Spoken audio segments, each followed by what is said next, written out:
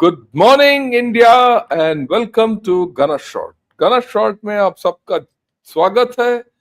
आज हम देखने वाले हैं कि पाकिस्तान में लाहौरी चूरन कैसे बिकता है और how is it sold and who is eating it. And joining me in this conversation today morning is Sree Iyer ji.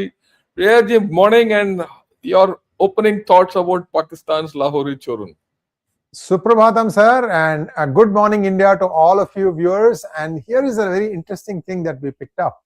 Now, why are we talking about Lahori Churan? Because these guys have an amazing capacity to speak the language every country they deal with likes to hear.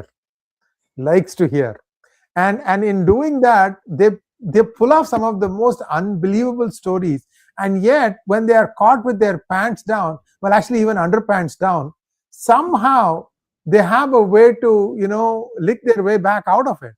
So I can't find any better way to put this thing, and yet this is known to everybody.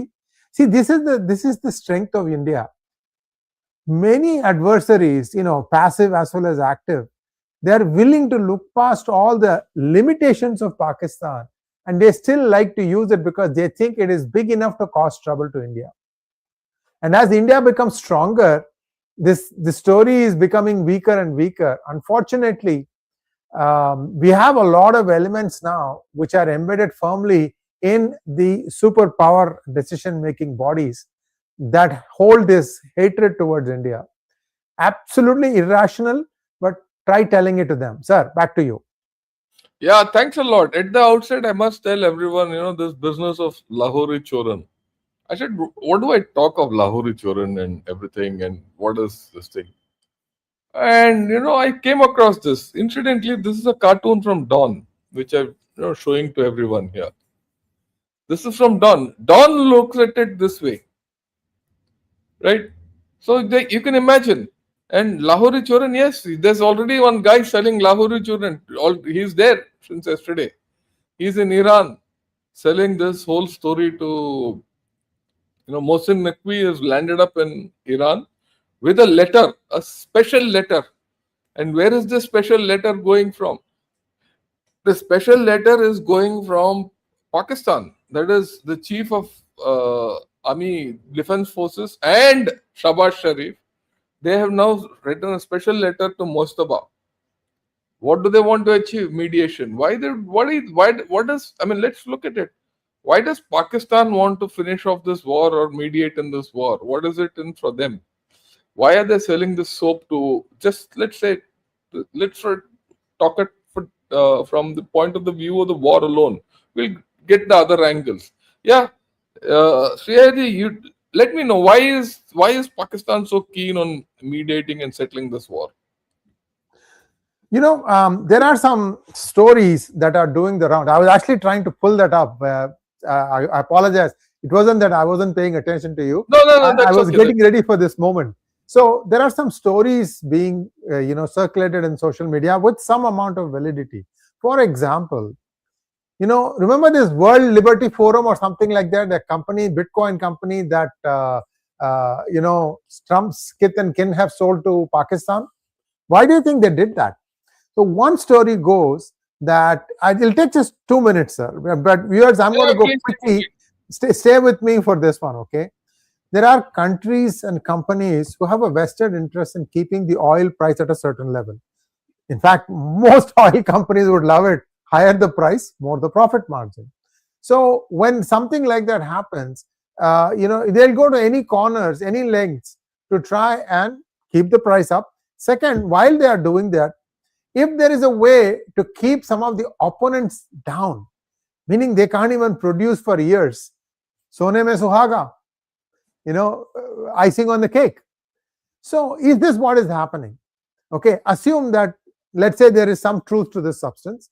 The American companies, oil companies, as well as some of the countries in Gulf who have alternate routes of taking it out, others don't, right? So along the way, you get more bonuses. You get to sell a lot of equipment, military equipment.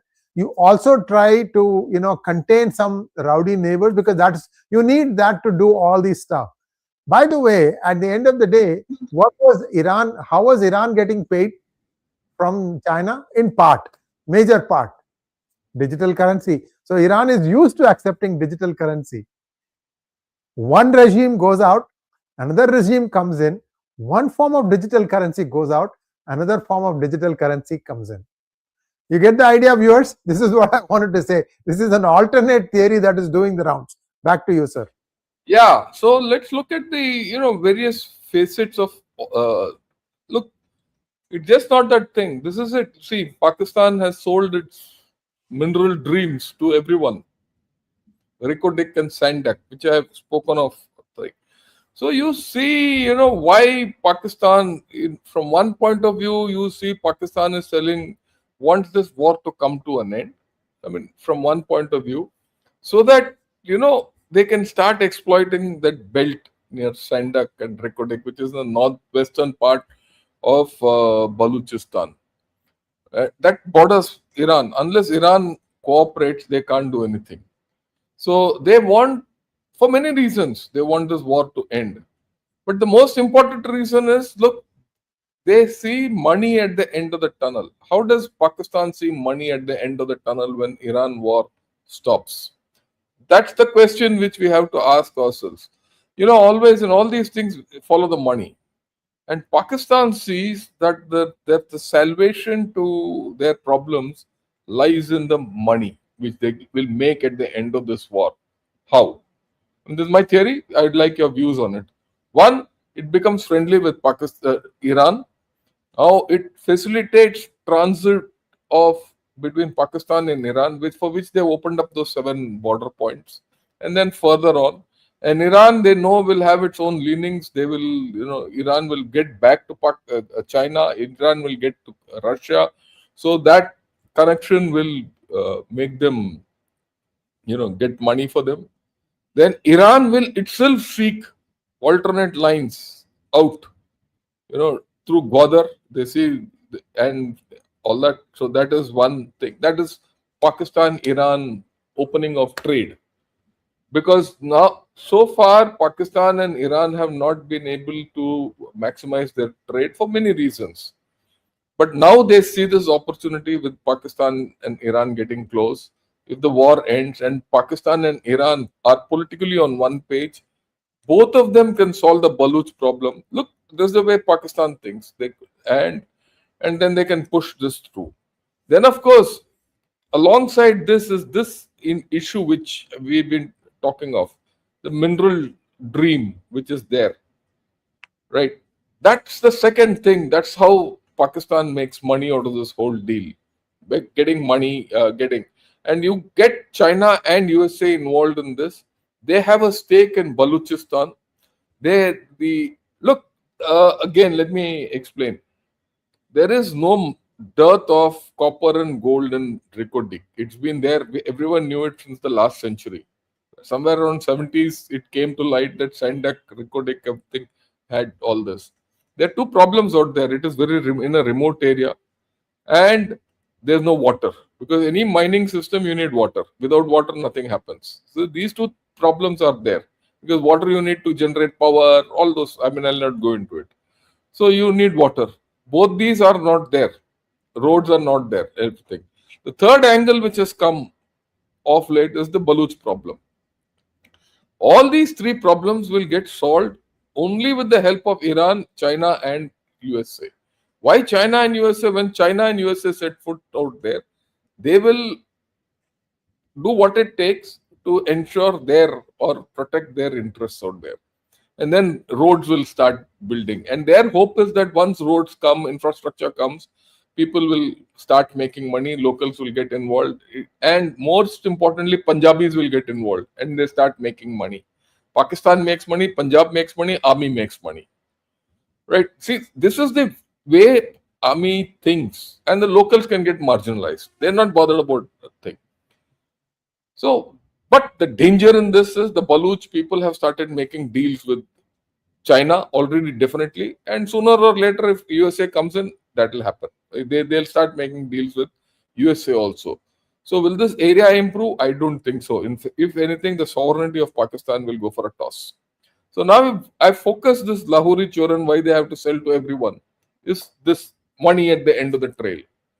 The second is their link with KSA.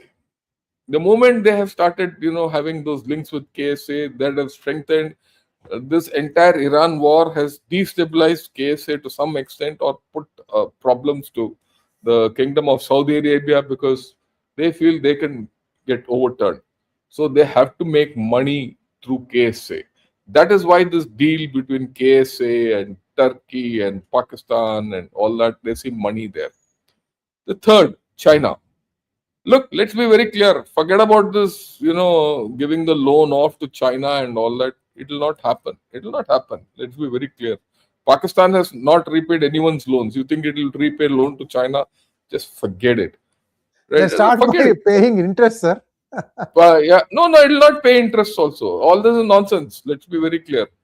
No one is going. Pakistan will never pay anyone. Yesterday, I discussed this in, as part of China. China has to keep India under check, has to be against India. They don't have the capacity to directly interfere with your religion. They can't do anything with Tibet anymore. Whatever they've done, they've done. China is speaking out. China can't stop your rise. China can't do many things. If China can't do all this, then how is it that they can stop India from growing? Only through Pakistan. Pakistan is their only way to ensure that India doesn't grow. And like I said yesterday, look, in terms of GDP, in terms of economics, in terms of other things, you'll always say, China is bigger than India. That's a normal logic. But there's a lot of dead GDP in Pakistan. In China. Whether you call it housing, you call it whatever you want. Demography going down, consumption going down, involution taking place. Now, China is now become a one-trick pony kind of an economy. Manufacture and export. If you take manufacture and export out of China, they'll collapse. Their technology, everything is oriented to that. Now, that is under risk because they don't have markets, because of the global system. And they need the Indian market. They have to price it open. And they can't price it open. The only way they can price it open is through Pakistan. If the Indian market doesn't open, the other ways India should go down. That's the way it works. So if that has to happen, it is through Pakistan. So then Pakistan sees money in China. I mean, these are the calculations of this system. So you see Pakistan looking at Kingdom of Saudi Arabia for money. It's looking at it's looking at China. It's looking at Iran. It's looking also at USA. At some point of time, they've sold this dream to USA. You can get minerals out here.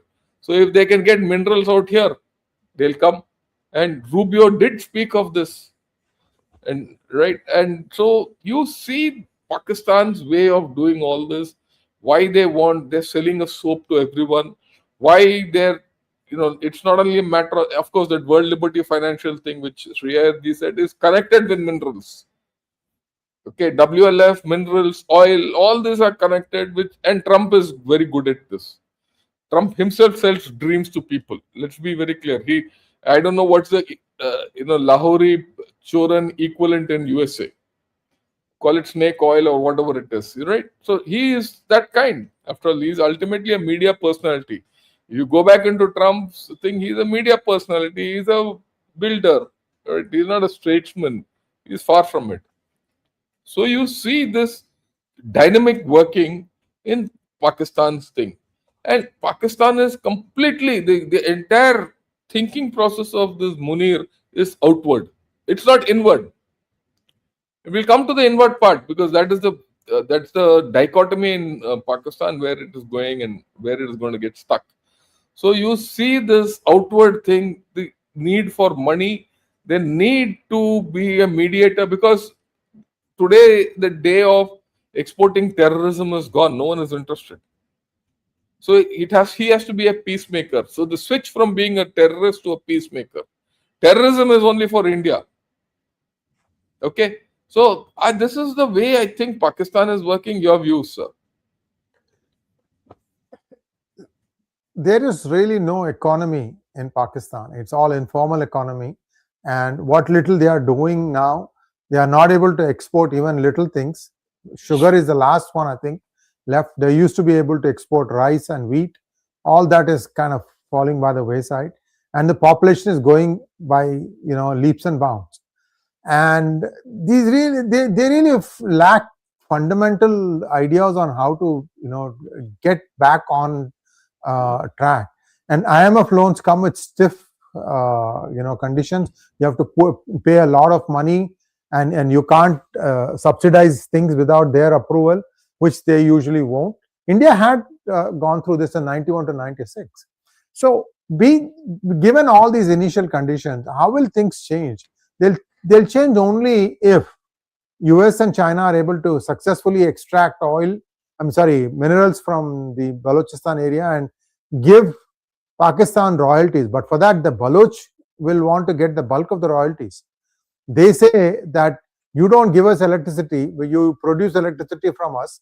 You take oil from our oil wells. You don't give us any of that stuff. So there are lots of unresolved things. Essentially, this has gone to a point where nothing can be resolved. The best thing to do is to have an orderly implosion to smaller parts, where those smaller parts are a little bit more sensible, and they take the help of country like India to put the right things in the right places. Ineffective, yes. Sometimes effective. India does move forward. It has done quite a bit in the recent past. So we can't say that India is not very good at growing quickly. India is capable of growing quickly. Yes, corruption also goes. Other things also happen. But tell me what is happening in California election, viewers. It's now 6 days. Just a primary, people cannot count fully. And slowly the lead that the Republican Party candidate had is gone, and now he's trailing.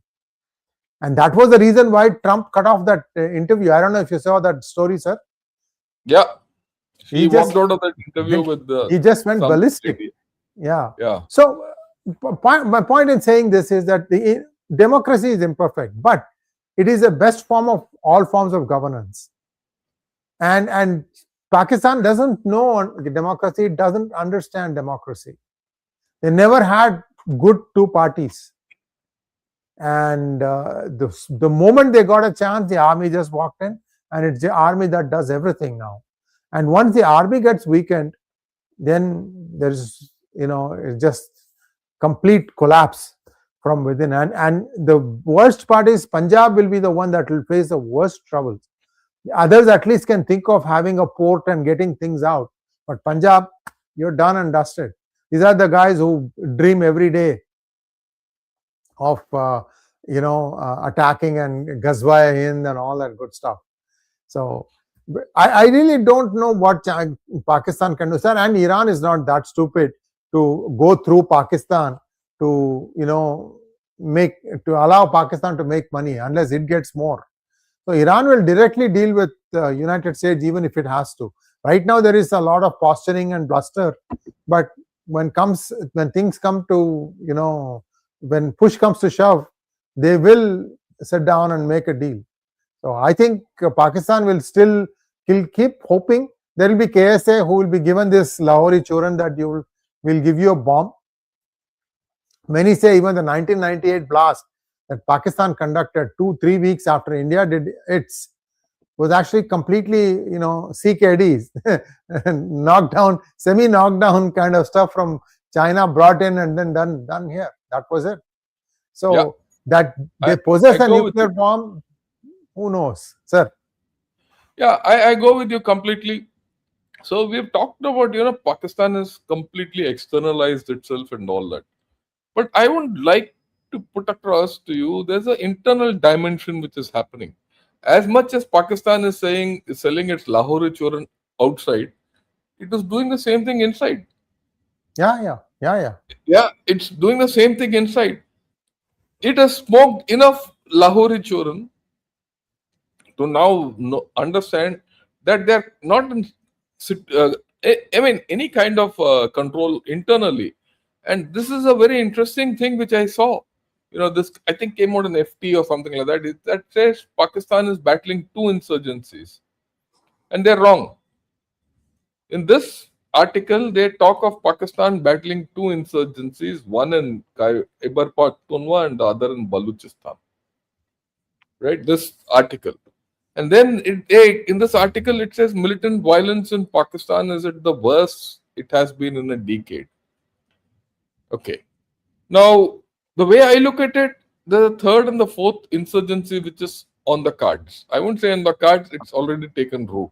And that is in the POK and in Gilgit-Baltistan. Okay. Now, let me just highlight a few issues in this and take you further. This is Hamid Mir. You have to listen to him to understand what I'm talking. It is this. See, internationally, everyone says Pakistan is battling two insurgencies. That is Khyber Pakhtunkhwa and Baluchistan. Look at this fellow, what he says. ये दो गैर जरूरी front खोले हैं इस हुकूमत ने अपनी नाअहली की वजह से, एक गिलगित बल्तिस्तान में और एक आजाद कश्मीर में. So he is very clear. He says this army, this backed regime, which is illegal regime, has opened two fronts. And this is recent. This is yesterday or day before. Hamid Mir is a joker. That's a different story. But what he makes here makes immense sense. One as per him in POK and the other in GP, and it's happening. Today, at this point of time, they are in a bad shape. Let's listen to him fully. और जिस तरह बलूचिस्तान में बहुत से जो लोग हैं जो अगर एहतजाज करते हैं तो उनको कहा जाता है ये इंडियन एजेंट है. खैबर पख्तूनख्वा में भी कहा जाता है जिनका ताल्लुक टीटीपी से है, टीटीपी के पीछे इंडिया है, चले मान लेते हैं. अब कहा जा रहा है कि ये जो खैबर पख्तूनख्वा में और बलूचिस्तान में जो इंडियन एजेंट हैं, अब इनके ताने बाने मिलाए जा रहे हैं गिलगित बल्तिस्तान और आजाद कश्मीर वालों के साथ, कि वहां पर जो भी हुकूमत पे तनकीद करेगा या अपने हुकूक मांगेगा, ये इंडियन एजेंट है. ये खैबर पख्तूनख्वा और बलूचिस्तान से बात जो है वो ये आजाद कश्मीर और गिलगित बल्तिस्तान तक पहुंच गई. तो अर्ज ये करना है कि ये कोई पाकिस्तान की खिदमत नहीं कि जो भी एहतजाज करे, हुकूक मांगे, उसको आप कह दें कि इंडियन एजेंट है. जिस तरह इंडिया में जो भी अपने हुकूक मांगता है कहते हैं पाकिस्तानी एजेंट है. So the new Churan internally is everything is done by Indian agents. Whether it is in Gilgit-Baltistan or Baluchistan or in POK or in Khyber Pakhtunkhwa. And they have opened this front, and as of now, as we are talking, there is extreme violence, and I think the situation in POK is going out of control. And if you listen to what people talk, and as of now, yesterday they had the elections in Gilgit-Baltistan. I don't know the results. I don't know what the outcomes are, but already there are people talking. Let's see about Gilgit-Baltistan. Just hear what he says, and then this chap is a PTI supporter. He's an Imran Khan supporter. But he is saying something which is, I don't take it at his face value. The message I get from here is something, we'll talk of it. Let's first listen to him. बिस्मिल्लाहिर्रहमानिर्रहीम. गिलगित बल्तिस्तान में पाकिस्तान तहरीक इंसाफ के जो candidates हैं वो तकरीबन हलकों में जहाँ पे आगे थे और जहाँ पे पोलिंग अभी क्लोजिंग पे आई, तो PMLN के इनके जो मखसूस कॉन्स्टिट्यूंसी जो पोलिंग स्टेशंस हैं, वहां से अब जो खबरें आ रही हैं कि इन्होंने पोलिंग स्टेशंस को हाईजैक किया हुआ है और एक पोलिंग स्टेशन से 8-8, 9-9 बैलेट निकल रहे हैं. और जो कुछ मेरी अपनी कॉन्स्टिट्यूंसी में जो एक पोलिंग स्टेशन है जो पहाड़ी इलाका है, जहाँ पे पिछले 2023 के इलेक्शन में हार्डली 500 वोट कास्ट हुए, तो वहां से अभी 800-850 की खबर है कि जो रिजल्ट हमें बताया गया कि वो आए हुए. 80% का टर्न आउट गिलगित सिटी में नहीं है, हुंजा में 80% का नहीं है, वहां पे तकरीबन 30% का टर्न आउट जा रहा है, जो हम लोगों ने इस वक्त सुबह से हम फिगर्स ले रहे हैं. इन जगहों पे जो PMLN के कैंडिडेट्स हैं पाकिस्तान के गिलगित बल्तिस्तान के मुख्तलिफ कॉन्स्टिट्यूंसीज में, वहां पे अचानक इनके जो sum total of what he's saying is in Gilgit-Baltistan, again vote rigging and election is going on and all that. But what's going to come out from there? That's the interesting thing. And if you read people from Pakistan who write and give their opinions and all that, now people in Gilgit-Baltistan, what do they want? They want provincial status as a province of Pakistan. That's been denied to them. And their whatever elections they hold to for even self-governance, that is also being hijacked. And Gilgit-Baltistan is critical for Pakistan's water security, because Indus flows through that largely. All that is happening, and the people are not getting anything. So this is a voice which is coming out which says, look, vote rigging is taking place. If vote rigging taking place and they impose a government on that place, Gilgit-Baltistan could go up in flames. The way today POK has gone up in flames. Okay. People will say, look, whatever is happening in POK, the army will go and snuff it out and all that. It will snuff out. But how long will you keep doing that? This is the third or the fourth time that Pakistan occupied Kashmir is going up in flames. It's happening at this point of time, right? As of now, international agencies say this is the thing. There are about 8 to 9 people have been shot dead over a period of say 4 or 5 days. They have this Awami Action Committee and the JNK Awami Action Committee and all that. A lot of people, expatriate people who have gone from the POK, have started speaking from wherever they are, and largely from Britain. A lot of people are there from Britain, and they're talking. This general Mirpur, Muzaffarabad area, so they're talking, and they're moneyed people, they're wealthy guys who've gone there. So they're talking now. So all this is, and they're also comparing themselves with what's happening in India, Kashmir, Jammu and Kashmir. So that contrast is coming up. So you think of it. Think of a sliver of land. POK is just a sliver of land. On one side, you have Indian Kashmir, Jammu and Kashmir, absolutely free, progressing, everything going well. This is one side of the river. This sliver, okay, progress and everything, happiness, education, everything going well. On the other side, you have Pakistan, where things are going bad and to worse. And in between, the Pakistanis are squeezing the POK people. So where does this go? No amount of Churan will resolve this problem. So this problem will keep going up and up and up and up till a date when the whole thing will collapse. This is the way I look at it. And of course, what's happening in Gilgit-Baltistan is similar. Maybe Gilgit-Baltistan is a couple of years behind whatever is happening in POK. The thing is, overall, Gilgit-Baltistan, it is a scarcely populated area, difficult area. China has a lot of interest in that. We've spoken of Gilgit-Baltistan last week. If you remember, we spoke of the elections. We spoke of how things will go bad there. We said, what are the issues involved? We spoke of Shaksgam Valley. We spoke of 𝗎𝗓𝗏 Dam. We spoke of CPEC. We spoke of many things, if you remember, right? And how Gilgitis and Baltis are different. But the fundamental fact is that doesn't have any status. And both these, occupied areas, these are occupied by Pakistan, have one fundamental thing. Look, they're being taxed without representation. I get back to that story. No tax without representation, right? No tax without representation. So how long will this continue? And how long? So you will see, like what they are themselves saying, they're going to battle for insurgencies sooner or later. And that is when Pakistan faces its own existential crisis from within. And all this will happen through Afghanistan. If I externalize it, you created a system in Afghanistan which is now going to bite you, right? And this is what is now being discussed in Pakistan. You see this article in Dawn, the war after withdrawal, Pakistan, the Taliban, and the return of transnational terrorism.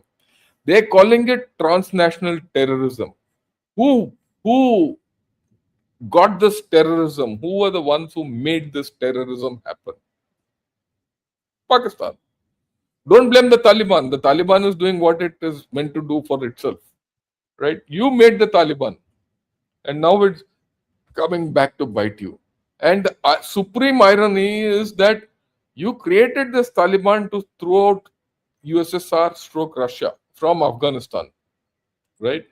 And then you threw the Americans out also through these fellows. Now these fellows are being supported by Russia back. Taliban is being given anti-aircraft defenses against by Russia, free of cost. And they're going to now get back at Pakistan. So if you see that whole circle has come round full in Afghanistan, you have these 4 provinces going nowhere, and the Lahori Churan is not being sold outside.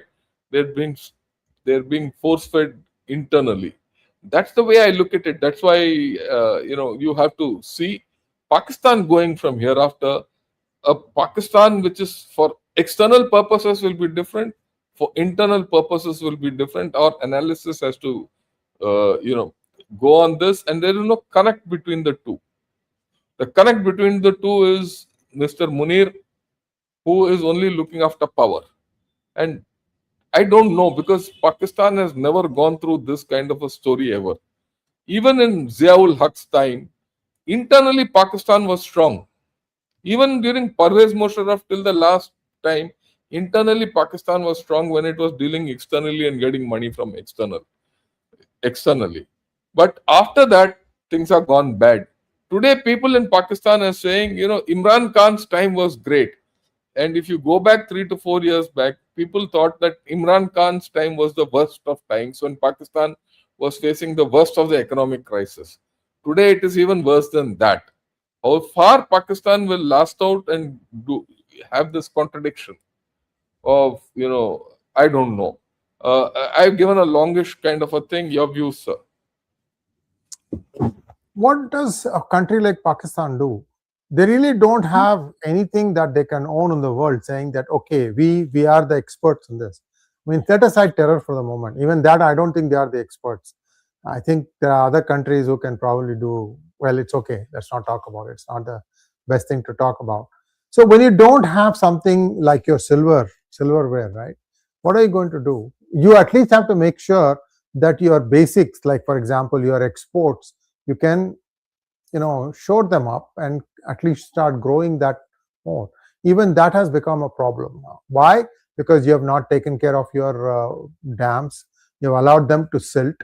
And if you don't take silt, then if you don't desilt, then what happens is the capacity to store water goes down. So a lot of the water just flows through to the sea. And this has been going on for 50 plus years. I'm hearing that even their railway network is laughable. That there isn't much to talk about except for that Jafar Express. That Jafar Express is like a single train that takes care of everything. It goes through all the main cities. Yeah, I did go. No, it goes from Karachi to Quetta, right? It's only that. There's one line which goes right up to Islamabad from. They only got 2 lines. That's all. Yeah, please, carry on. So Pakistan hasn't really thought about trying to, there is a saying in US, keep up with the Jones. That means your neighbor, whatever they are doing, try to keep up with them. Pakistan isn't doing that. And whatever be the flawed democracy India is, but still trade is growing terrific. Right now, it is the only nation that is above 5% growth. Nobody else in the world is growing that fast. So how does Pakistan change from here? Sir, my honest analysis on this is the way they are going now, it's not going to work. Something has to change. And the way they are also educating their youth, that is also a problem. They don't want to ape Saudi Arabia in the places that they need to ape. For example, Saudi Arabia has taken out a bunch of audits. Why have you not done it? This is not a country that is not intelligent. This is a country that refuses to use its brain. Yeah. No, it uses its brains in the wrong direction. That's about all. That too. Yeah. Okay. Now, what we'll do is, we'll touch on a few important issues which are happening alongside, so that, because you can discuss Pakistan that much and no more actually, because they have nothing much to discuss Right, beyond right. this. Right. So we'll at least at this point of time. So let's touch on a few issues. What's happening in Iran, Iraq? What's happening in Iran, Israel, and USA? Yesterday, we heard that Iran had fired something on Israel. Israel has retaliated. So the question at hand is, will this spiral out of control back? And Trump seems to be reluctant to let this go back to square one. In fact, I think USA is quite fed up of the war, and whether they have achieved anything or not is a point for discussion. I don't think USA has got any stomach left for this conflict. And this conflict might now, it's running its own course. It has assumed a character of its own. And way things are happening might not be in anyone's control. Your views on whatever has happened, sir. Over to you. So, viewers, what happened was Iran interprets the ceasefire as being something that is applicable to both Iran as well as Lebanon. And what had happened there was that Israel conducted some strikes into Beirut. Israel doesn't recognize that because the ceasefire is between US and Iran. There is no Israel in this picture. And US keeps telling that, okay, I have had Israel and Lebanon sign an accord, but that is something that is more broken than in place. Both Hezbollah have taken pot shots at Israel and vice versa. So the latest problem appears to be that Israel went and attacked something in Beirut, and using that as the excuse, Iran has gone and fired missiles at many countries, including Israel. Israel, they've got 6 waves of missiles, 6 waves. One missile, one set of 100, second 200, that sort of stuff. Innumerable. And it has been tackled. There is some damage in some small villages in the northern part of Israel. And Israel then went and hit big inside Tehran last night. So all this happened within a matter of a few hours. Now it is dawning there. We'll have to take stock what else Iran is going to do and threaten. And US looks like for now, these last 24 hours, it hasn't done anything on its own. It is just blockading and nothing else. So we have an interesting situation where are the US and Israel slowly drifting apart? Because there is another thing that has happened in US. The news has broken out that Israel is very actively listening in on a lot of key people in this war. And this is something that the internal intelligence testing threw up. So why does Israel want to know what is being decided in a war cabinet room? I mean, Trump will of course pick up the phone and talk to Netanyahu. What they want to know is beyond that, how is the ideas being formed? If there is a way, somebody who seems to be having the ear of president, is there a way he can be made to see not this way, but this way? You get the idea of yours. Sir, this is where things are. Back to you. Yeah. So let's see how things go from here. We also have to understand that the situation within Iran is not in a great shape. You see articles now which are coming out about what is happening within Iran. And it's coming from diverse sources. It's just not one propaganda source. Iran is in a bad shape, right? When you view this war holistically, you realize that Iran has lost hell of a lot. I mean, Iran might have stymied US militarily. It might still have a lot of military capability left in terms of its missiles, its army is intact and all that. It still controls the Strait of Hormuz, but it's running out of economic options. At the end of the day, we should understand governments, militaries, everything exists for the people. The people are the ones who have to benefit from whatever the government and everyone does, not the other way around. So I think we need to see, if you look at it from that point of view, Iran has lost. I have no doubt about that. It has not done well by its people. Yeah, people will be in power and it will continue. And this country, you might even get to a nuclear weapon, but that's one part of the story. It is like having a set of, it's like a cabal or a mafia having a nuclear weapon, and it will eventually get dismantled over a period of time. So that's how I look at Iran. And in any case, no one's going to allow Iran to build a nuclear weapon. It's out of question. It will take a lot of effort on the part of Iran to now build a nuclear weapon, even from this point of view, from at this point of time. So that's how things are.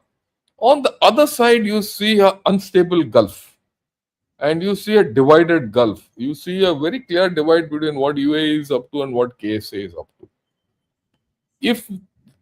If the Arabian Peninsula, people who are allowing a country like Pakistan to get in and play a role, then I think it's bankruptcy of ideas, right? And they'll realize it sooner or later. And at the same time, you look at USA. USA itself is a divided nation because Mr. Trump, he's the president of USA. He can do what he wants, but he is taken USA into a war which the people are not supporting. Any war which the people don't support cannot become victorious. And what will happen is, in this war, ultimately, when you analyze it, you'll see no one has won and everyone has lost. Everyone will lose in this war. You watch it, how it goes.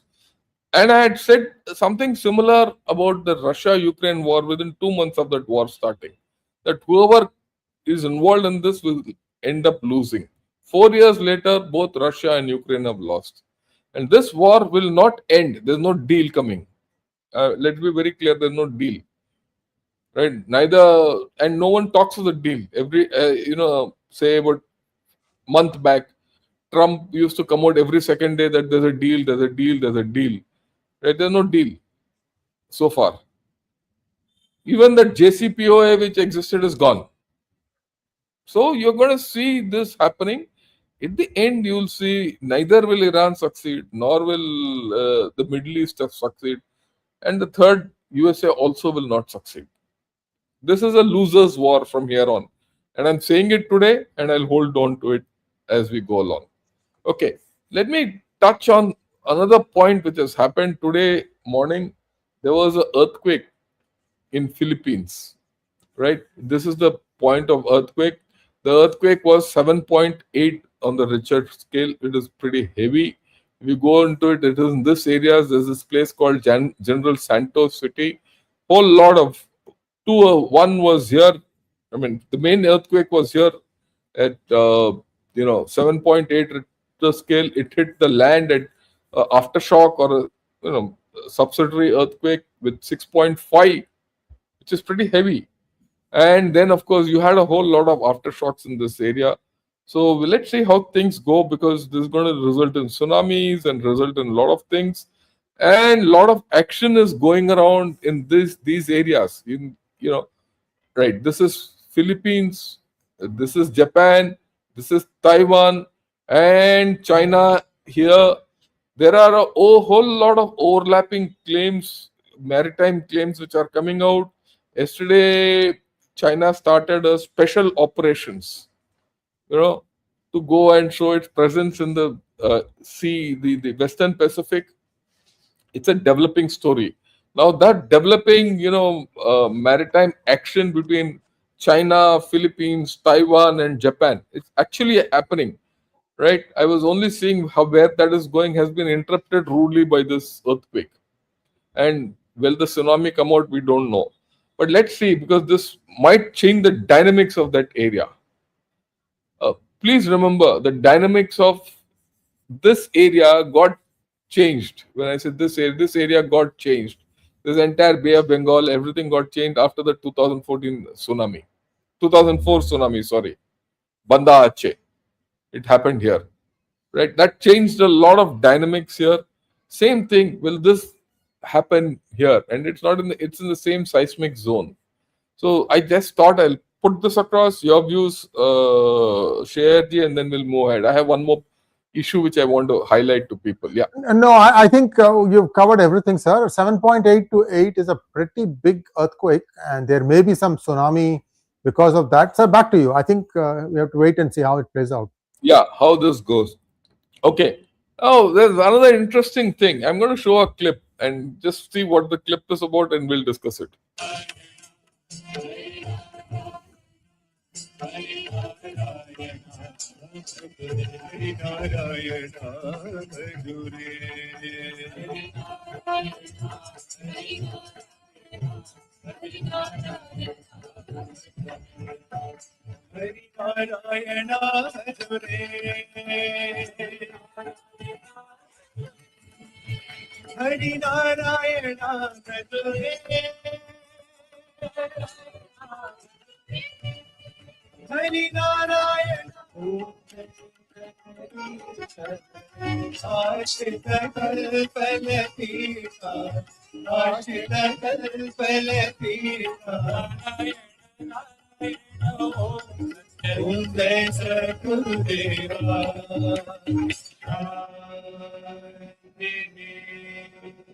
Yeah.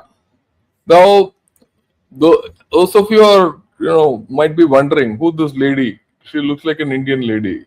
She is 𝗟𝗪𝗏 Rodriguez, coming from Venezuela and doing Jai Narayana here, and 𝗤𝗘𝗙𝗘𝗐𝗍𝗫 here. And this is not the first time. This is the 6th or 7th time in succession. Every year she comes. And interestingly, even Maduro used to do that. It was Maduro who introduced 𝗟𝗪𝗏 Rodriguez to Satya Sai Baba. Okay, why am I saying this? I'm going to. This is, India and Argentina were actually on one page. And that is how Venezuela, even from the time of Hugo Chavez, allowed India to, explore oil. And they said, you run 2 rigs. Those 2 rigs were run by Indian Oil. Oil used to come in, and we were refining Venezuelan oil in India beautifully. Everything was fine. And this was long back. In fact, when I was a colonel, I started hearing about this. When in Venezuelan oil, the whole thing was mapped out, and it was told that Venezuela has got the highest deposits of oil in the world and all that.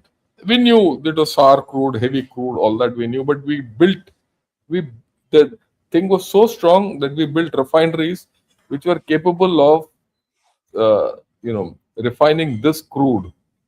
The only 2 places where Venezuelan crude was being refined, in fact 3 places, was one in USA, in the Houston belt, and second was India, and the third was teapot refineries in China. They were small refineries.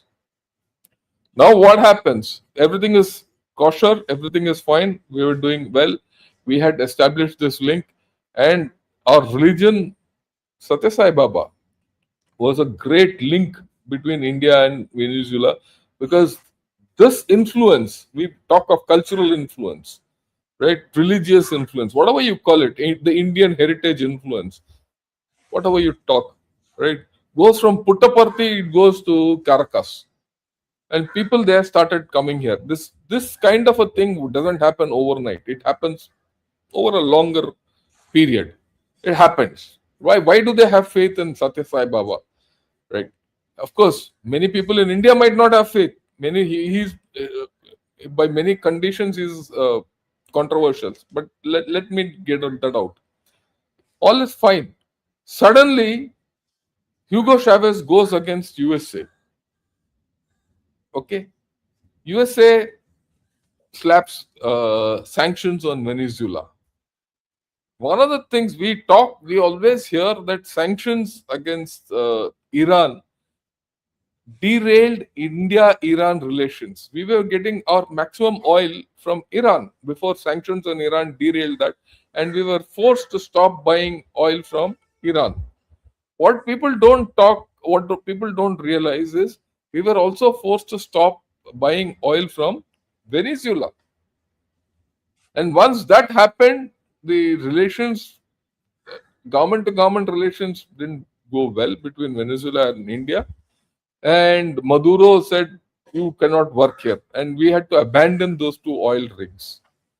I don't remember the name of the oil rigs, but it's there. It's in that 𝗟𝗏𝗿𝗀𝗻 only. We had to abandon them, and the whole thing went to thing. Now, with this thing happening, change in geopolitical situation, today you have started this. I don't see how this will get derailed, because today you are acting in US interest also. China is out of the equation. For Venezuela, US cannot take Venezuelan oil beyond a point, right? But India can. And today, 𝗟𝗏𝗙𝗖𝗎 Rodriguez is listening to USA and not to China. So China is out of the equation. And yesterday, I did show to people how USA has pushed out China from Panama, Venezuela, Cuba, and Cuba is about to fall. Once that bastion of communism goes, then Venezuela needs someone else, and they'll come to India. This is my prediction. They'll have to come to India for many things, right? So if you see this entire thing, it is playing out. It is playing out for our good, right? And our interests are being taken care of. To the extent, we have also in this period of the past 5-10 years where this whole story has played out the way it has played out, one thing is quite apparent: India has grown stronger. And as India has grown stronger, we are able to take autonomous decisions. 3 years back or 4 years back, we were under problems for buying Russian oil. Today, we have very clearly said we will buy oil where we want from. We are now opened up a thing in Venezuela. So you are balancing.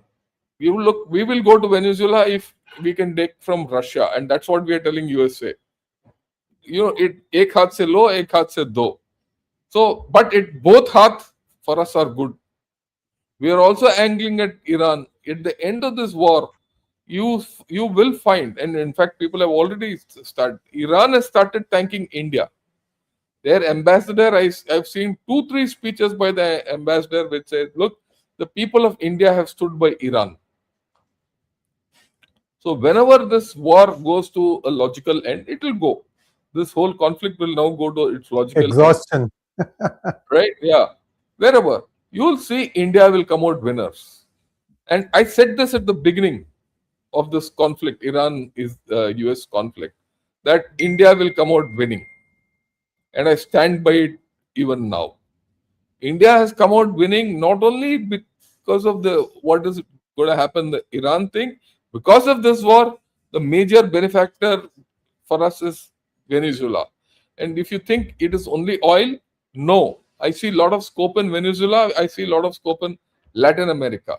And that is why when all this was happening, our external affairs minister went to Trinidad, Tobago, Suriname and all that, where there's a lot of Indian origin people who are now looking at India. Okay, so your influence is not only in South China Sea and that belt and Middle East. Your influence will be felt sooner or later in Latin America.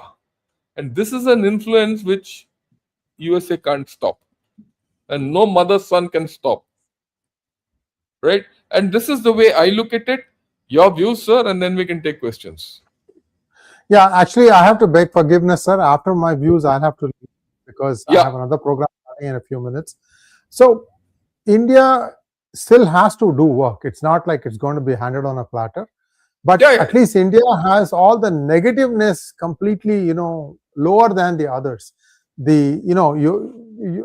Everybody is up against a headwind. India has less of that headwinds. And India needs to, for once, work together, especially the states in the south, where they need to understand that with all the challenges that are coming, it's better to listen to what the center is saying and move along in rhythm, in sync, rather than against that. And it's less difficult for India than many other countries. I mean, you'll start seeing countries which are supposed to be really well off, like, for example, South Korea. Energy can really dampen your viewers. Russia is in bad shape. That's the other thing I'm hearing, that Russia itself is beginning to ration the petrol that its own people can consume because their refineries are out. And for them to repair their refineries, they need help from Halliburton Energy, US company. You see where the problem is. So they need to fix this thing fast. And in fact, right now they are getting a hell of a pounding from Ukraine. They haven't found a way to neutralize that. So I'll stop here, sir. And viewers, please listen to General Shankar. I beg your forgiveness. I have another commitment that I need to take care of. And I'll see you again in the evening. Namaskar. Namaskar. Thanks a lot, Sree Iyer ji. Now I'll take on a few questions from everyone. Thank you, sir. Right? Okay. Let's go to questions. I've lined up a few questions which I've taken. If more come, I'll take them on. No problems. NIA has found clear evidence linking US based or Trump-owned cryptocurrency is funding terror infrastructure against India in India. Your thoughts? Yeah, this is possible. I mean, let's not this thing, and we'll handle it. We'll handle it. There's no problem. Please expect USA to do all these things. Don't think that USA is going to be easy with us, or we have any deal. In fact, we still don't have a deal with them. And whatever accommodation we have with Trump is completely tactical. We can't trust USA today. That's the fundamental. I mean, we have to understand that. Okay, racism plus hate crime on NRI is funded by ISI, DGISPR, tag due on. Yeah, that's okay. You will have this problem going on. There's no other way. And you rise this with Raj Gopalan ji and others. Yeah, I'm sure this is for Sree Iyer ji. I'm sure he'll take notice of it and think. But let me tell you, ISI and DGISPR can't, what shall I say, put racism up or fund racism. They don't have that kind of thing. Issues of racism and all that have to come from, in America, from other quarters. I don't think, we are giving too much to Pakistan and ISI if you think they can take up racism in, or rather fuel racism in USA. They're having their own problems in UK. So don't give too much to ISI. In fact, ISI can't be our only problem. It's not that much. Okay. Pakistan media operates according to a script written by the Pakistan military administration. Anyone who goes against the military administration disappears. Statement of fact. There's no doubt. There's a problem. And that this problem is going to come and bite them. Pakistan is really afraid that USA and Saudi Arabia will demand Pak boots on ground from Baluch areas. This is why perhaps Mullah Munir is sending SOS. Yeah, possible. I told you.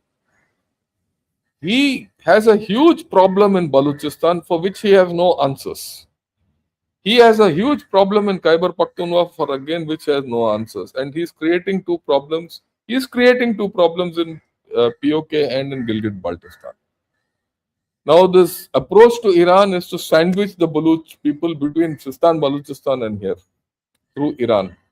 And then get China and US also interested in this area, put their private military contractors there and make money. It will not work. That's all. Thank you for doing a session on CDS. Please do an explanatory or India-Nepal border dispute with maps. Possible to do land swap. I'll talk of it. Yeah, I'd done it last year on Limpudara and what the whole problem is and things like that. And that, India-Nepal treaty, that Sagoli's treaty and all that. I'll go through it. My way of looking at it is it's not a big deal. But I'll do it one of these days. It'll take me about 10 minutes to explain the whole story. Okay.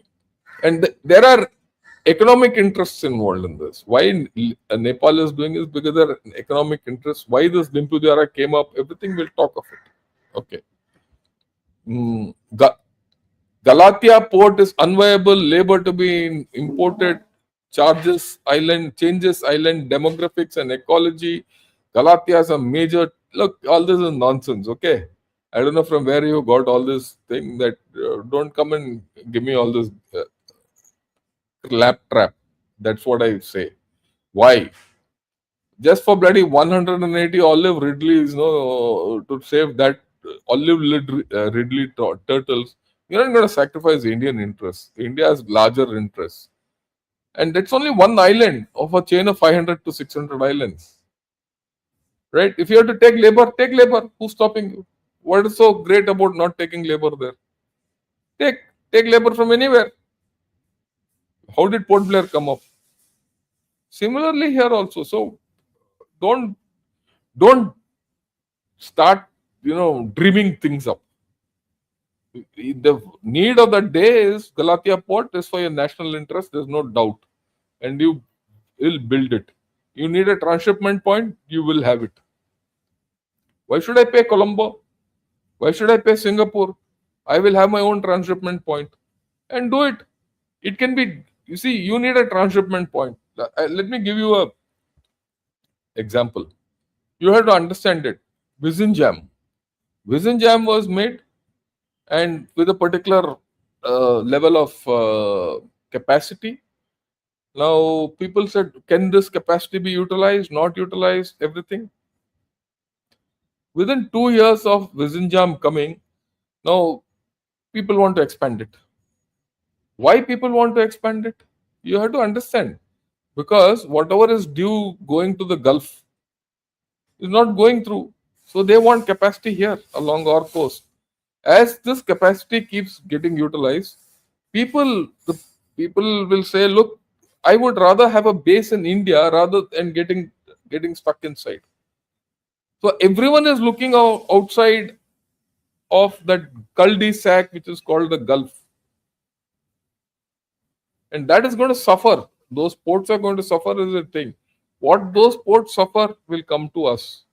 And as a result, you will become an international hub, and Galatia will also become an international hub. What demography will change there? The 1,000 people, all of them or 1,000 odd people are only there.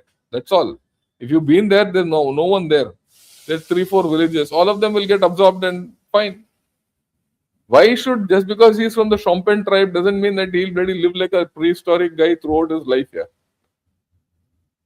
You will go in an AC jet from here to there. You want to go to London, Paris, Tokyo, and drink good wine and eat good food and things like that. That fellow will have to live like a bloody prehistoric character, like a Neanderthal guy. Really teach him. In any case, if you go there, they're not fools. There will be buses running around there and all that, and you talk to them.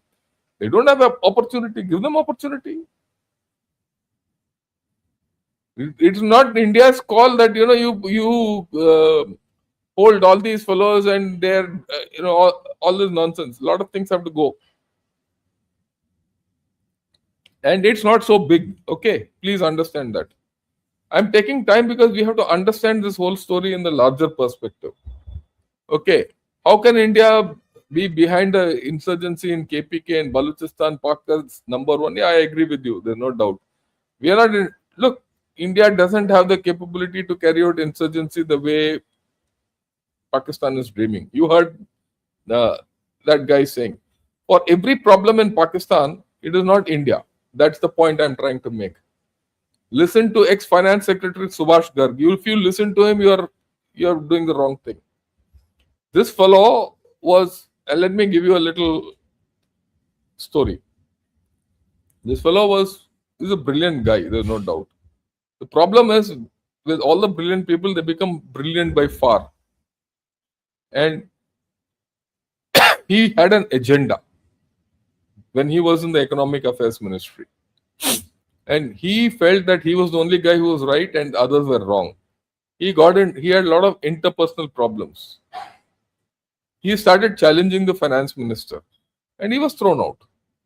Now that he is thrown out, he's become anti-establishment. There's a fine line between being anti-establishment and being critical of the situation. I am also critical of my government when it comes, but no one says I am the guy who's anti-establishment. Or when I'm using a nice word called anti-establishment. The real word should be anti-Indian. Okay. So you have to be careful when you follow all these fellows. And one more thing, let me tell you, it's very easy to fall prey to negative issues. Very difficult to believe positive issues. And a positive person tends to listen to positive ideas. fool, falls prey to negative ideas. Okay, I understand. That is why my viewership is not going, because I talk positive.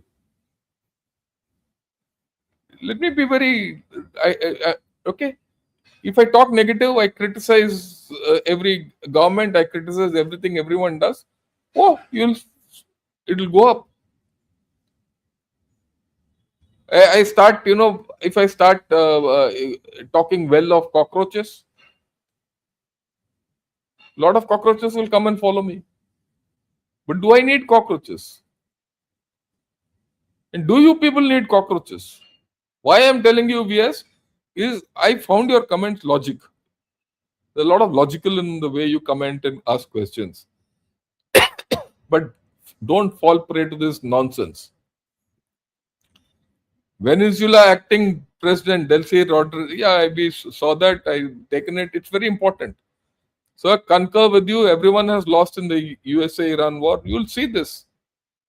In any war which you don't know how to quit when you are ahead, you lost. Okay, significant breakthrough in offshore energy exploration program with the discovery of natural gas at Sree Vijaypuram. Yeah, 3 wells located 15 kilometers off the east coast of the Andaman Islands. I agree with you, but let the whole thing come out properly. Don't be in a hurry. I am in no hurry for this. If there are 3 wells where gas came out, and there is some confirmation there's a lot of gas, but let us get the full story. Let's get the full length and breadth of what has been tapped, not tapped, what is the thing, and then we'll see where. It's a good thing. That's it. Report mentioned that Pak analysts recommended Pak should target Indian civilians. Don't worry, nothing will happen. These reports will keep coming out. There are enough people who'll spread this panic. Russia had encircled Kyiv within 5 days when the war started. They were foolish to trust the West and pull back. Sorry. I think again you are in the wrong boat. They didn't pull back because the West asked them to pull back. They pulled back because militarily they were defeated there. Levin, we should be very clear. Russia could not sustain being there. They were getting hit. And Russia performed miserably in that Kyiv offensive. And they had to pull back. Don't have doubts about that. On that score, don't have doubts. Yeah, we've said Rodriguez was at Puttaparthi. Geopolitics has mysterious ways. Yeah, it has. There's no doubt. Yeah. Thanks a lot. Have a nice day, General. Thanks a lot, Rajshekhar. We'll see in the evening where things are going, how things are going, and what we'll have to talk of. Right? We'll have Raj Shukla and Harimohan also there, and we're going to talk of something interesting. We'll come with that. And thanks a lot. Tomorrow morning, we're going to do about North Korea. Xi Jinping has gone to North Korea on a visit. By tomorrow, we'll get some idea. So we'll talk of North Korea. And by tomorrow, we get some inkling about what's happening in Gilgit-Baltistan. I'll touch upon it. I've purposefully touched a few things more than Pakistan today, because Pakistan has limitations of how much you can talk about Pakistan, right? For a normal guy, if you talk of Pakistan a little more than necessary, it's a waste of time, right? If there are any other interesting questions, a lot of guys have, let me see. Yeah, you're right. If you start bashing India, your viewership will increase. No viewers for fact. That's okay. I don't want to bash India. That's my country. I've served my country from 1973, 4. I mean, let me tell you, it was 1974 that I joined the National Defense Academy, 7th January 1974.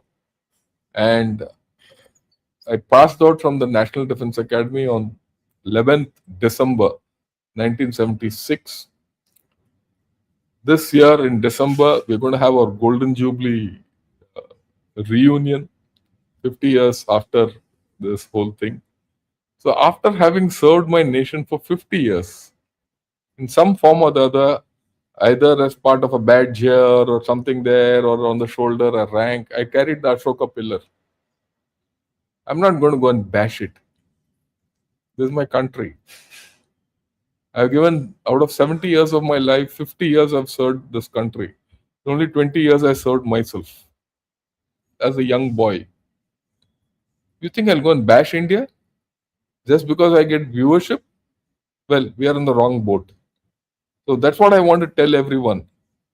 This is not a channel for a party or another. It is not for something which is different. This is for us as a people. I didn't serve a Congress party or a BJP party. I served the people of India. I served the people of India so that they can exercise their votes. I served the people of India so that they're secure. I served the people of India so that they can progress.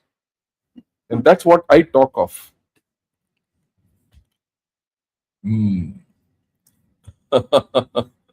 Okay. So you say honestly, gentle. I'm not honest. I'm like to be honest, but I'm not gentle. Huh? Those of my friends who know me, have a different view of me. Anyway, that's a different thing. Thanks a lot, and we'll meet in the evening. Till then, have a great day, and Jai Hind to all of you.